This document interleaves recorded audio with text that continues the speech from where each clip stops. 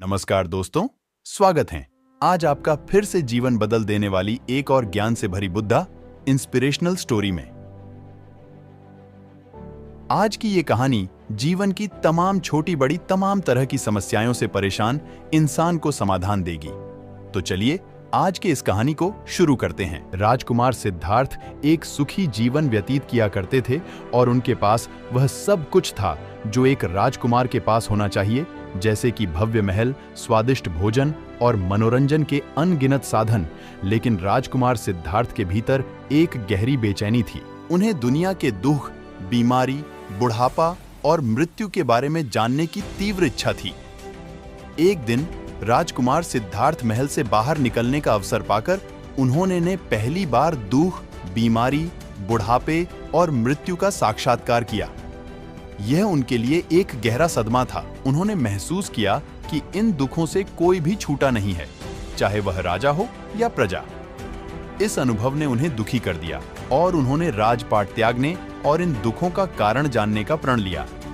उन्होंने वैभवपूर्ण जीवन छोड़ दिया और एक साधारण साधु का जीवन अपना लिया। राजकुमार सिद्धार्थ ने कई वर्षों तक उन्होंने विभिन्न शिक्षकों से ज्ञान प्राप्त किया और कठोर तपस्या की। उन्होंने गहरे ध्यान में बैठकर जीवन के रहस्यों को समझने का प्रयास किया। आखिरकार एक रात बोध गया में एक पीपल के पेड़ के नीचे ध्यान करते समय उन्हें ज्ञान की अनुभूति हुई और वह बुद्ध बन गए। बुद्धत्व को प्राप्त करने के बाद उन्होंने अपना शेष जीवन दूसरों को दुखों से मुक्ति का मार्ग सिखाने में लगा दिया। उन्होंने 4 आर्य सत्य और अष्टांगिक मार्ग की शिक्षा दी जो दुख से मुक्ति का मार्ग प्रशस्त करते हैं। एक बार गौतम बुद्ध वैशाली नगरी में धर्म प्रचार के लिए जा रहे थे। जब वे नगरी के बीचों बीच से गुजर रहे थे, तब उन्होंने देखा कि कुछ सैनिक एक लड़की का पीछा करे रहे हैं। तभी वह डरी हुई लड़की एक कुएं के पास जाकर खड़ी रह गई और वह हाँफ रही थी और प्यासी भी थी। तभी बुद्ध ने उस बालिका को अपने पास बुलाया और कहा कि वह कुएं से पानी निकाले और स्वयं भी पिए और उन्हें भी पिलाए। इतनी देर में वह सैनिक भी वहां पहुंच गए। बुद्ध ने उन्हें हाथ के संकेत से रुकने के लिए कहा। बुद्ध की बात सुनकर लड़की ने कहा, महाराज, मैं एक अछूत लड़की हूं और मेरे कुएं से पानी निकालने पर जल दूषित हो जाएगा। तभी बुद्ध ने उससे फिर कहा, बालिका, बहुत जोर की प्यास लगी है, पहले तुम पानी पिलावो। तभी कुछ देर बाद वैशाली नगरी के राजा भी आ गए। फिर उन्होंने बुद्ध को नमन किया। बाद में सोने के बर्तन में केवद्य और गुलाब का सुगंधित पानी पीने के लिए दिया, पर गौतम बुद्ध ने उसे पीने से मना कर दिया। बुद्ध ने एक बार फिर बालिका से अपनी बात दोहराई। इस बार बालिका ने साहस के साथ कुएं से पानी निकाला और स्वयं भी पिया और गौतम बुद्ध को भी दिया। और पानी पीने के बाद बुद्ध ने बालिका से उसके भय का कारण पूछा। तब उस बालिका ने बताया, मुझे संयोग से राजा के दरबार में गाने का अवसर मिला था और राजा ने मेरा गीत सुन मुझे अपनी गले की माला पुरस्कार रूप दी।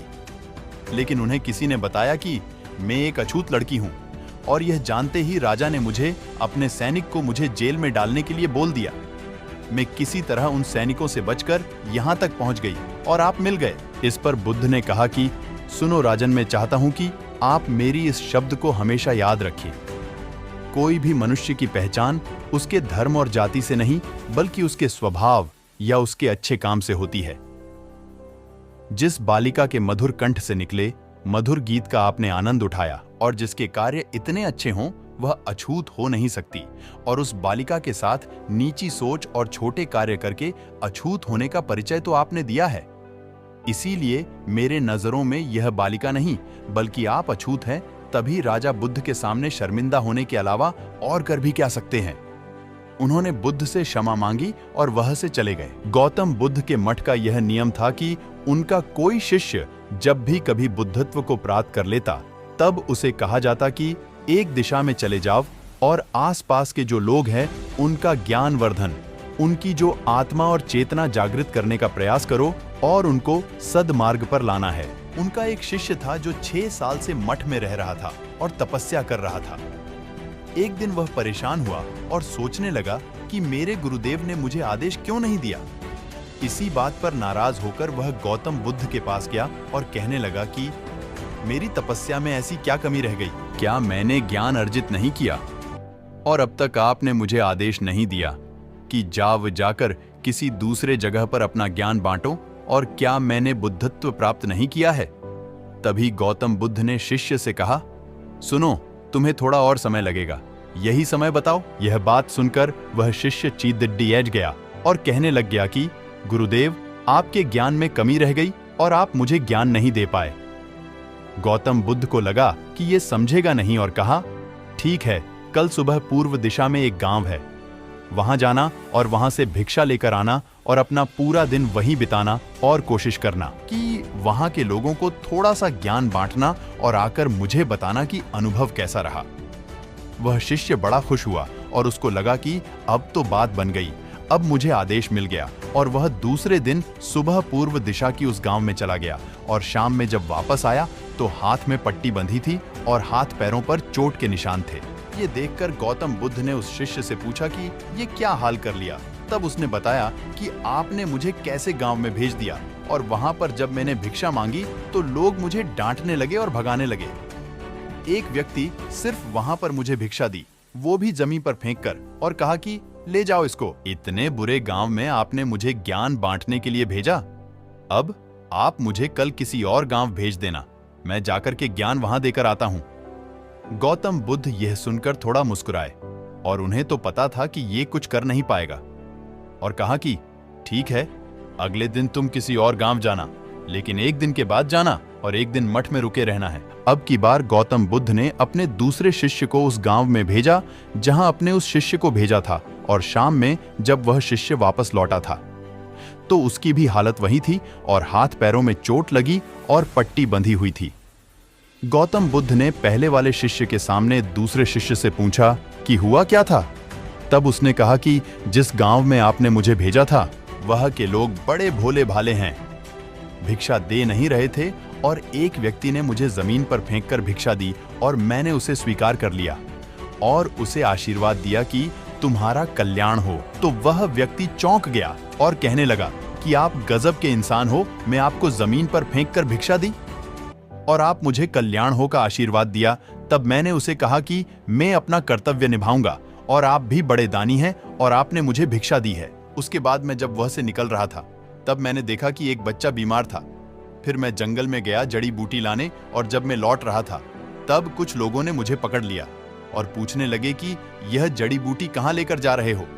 तब मैंने उनसे निवेदन किया कि मुझे छोड़ दो, एक बीमार छोटे बच्चे की मदद करनी है, और तब उन्होंने मुझे छोड़ दिया। जब मैं गांव में वापस आकर उस बच्चे की मलहम पट्टी कर रहा था तो तभी गांव वाले मुझ पर हमला करने लगे। तब उस दानी व्यक्ति ने, जिसने मुझे जमीन पर फेंककर भिक्षा दी थी, उसने गांव वालों को रोका और कहा कि यह ठीक व्यक्ति है और इसे अपना काम करने दो। जब मैंने जड़ी बूटी लगाई तो बच्चा ठीक हो गया और सब मेरे लिए तालियां बजाने लगे। सभी गांव वाले कहने लगे कि कल फिर आएगा, गुरुदेव मुझे कल फिर उस गांव में भेजिएगा, क्योंकि वह बड़े ही भोले लोग हैं, समझते नहीं है, बस प्यार बहुत है।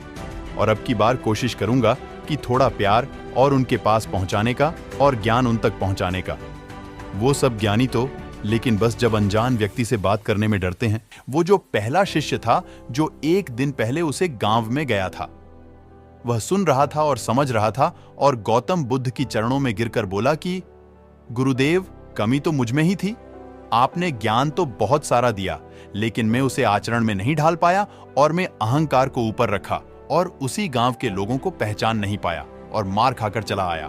और मार तो इन्होंने भी खाई, लेकिन इनका अहंकार मिट चुका है और ये समझ चुके हैं कि वह लोग भोले भाले हैं और हमें उनसे अलग तरीकों से व्यवहार करना होगा और ज्ञान को आचरण में ढालकर उन लोगों तक पहुंचाना होगा। तो दोस्तों, आज इस वीडियो में केवल इतना ही आशा है कि आपको यह कहानी अच्छी लगी होगी। अगर आपको इस कहानी से थोड़ी सी भी सीख मिली हो तो कमेंट करके जरूर बताएं, और साथ ही वीडियो को लाइक करके चैनल को सब्सक्राइब जरूर कर लें। मिलते हैं आपसे अगली एक और ऐसी रोचक कहानी के साथ, तब तक के लिए नमस्कार।